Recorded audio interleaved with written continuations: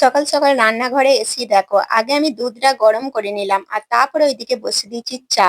এটা কি জানো তো, গরুর দুধ তো, মানে যদি একটু পরে গরম করছি কি হচ্ছে জানো তো, কেটে যাচ্ছে, একদিন দুদিন কেটে গেছে, তারপরে ওটা বুঝতে পেরে আগে সঙ্গে সঙ্গে রান্নাঘরে ঢুকেই দুধটা গরম করতে দিয়ে দিই। এতে আর মানে দুধটা কেটে যাওয়ার ভয় থাকে না। তারপর ওইদিকে বসে দিয়েছি চা।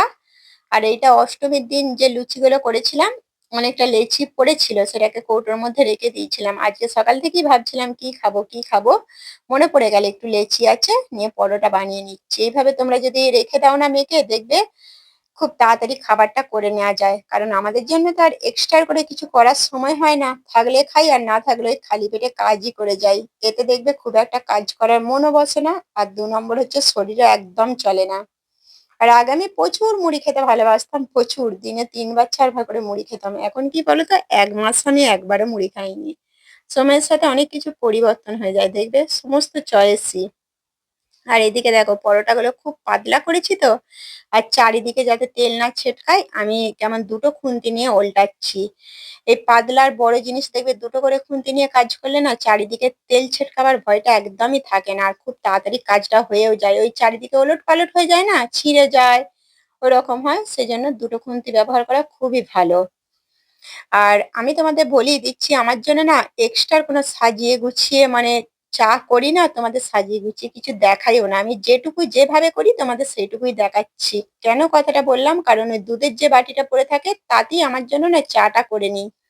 যখন যেটা পাই আর কি, যার মধ্যে দুধ থাকে সে তাতেই চা করে নিই। আর থালাও দেখতে পেলে যেটা ফাঁকা ছিল তার মধ্যেই চাটা রেখে খেয়ে নিলাম। আমার জন্য সাজিয়ে গুছিয়ে এক্সট্রা কিছু করা হয় না।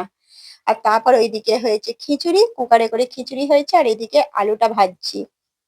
আলু ভাজতে ভাজতে মনে পড়ে গেল অনেকগুলো মানে বাজারের জিনিস আনতে হবে, সেগুলো একবারে ফর্দে লিখে নিলাম, নাহলে পরে দেখবে ভুলে যাই। এইরকম না কাজ করতে করতে তোমরা যদি হাতের কাছে একটা খাতা রেখে লিখে নাও, দেখবে খুবই সোজা হয়ে যাবে, পরে দেখবে এই জিনিসগুলো আর মাথায় থাকে না। আর রান্না করতে করতে আবার ময়লা ফেলা বালতিটাও বাইরে ফেলে দিয়ে চলে এলাম, আর ওইটা অন্য একটা এনে রাখলাম। দেখতেই পাচ্ছ আমার বালতি কেমন পরিষ্কার পরিচ্ছন্ন। আর বাকি যে নোংরা বালতিটা কলতলায় রেখে এসেছি সেটা কিন্তু এখন ধোবো না, আমার যখন সময় হবে তখন ধোবো। সেটা কখন ধোবো এখন আর সেটা বলতে পারবো না, আমার শরীর যেমন বুঝবো তেমন করবো, কারণ অনেকগুলো আমার ময়লা ফেলা বালতি আছে। সেই জন্য অসুবিধা কিছু হয় না। আর পরিষ্কার পরিপাটিটা এনেছি, এতে আর গ্যাস বন্ধ হবে না। আর কি দেখালাম বলো তো, কারেন্ট চলে গেছে, ওইদিকে সোলার ডুমটা জ্বলছে। সোলার ডুম বলে না খুব সুবিধা হচ্ছে। আর ওইদিকে হচ্ছে মাছ ভাজা, ততক্ষণ এই জামা কাপড়গুলো আমি একটু গুছিয়ে নিচ্ছি।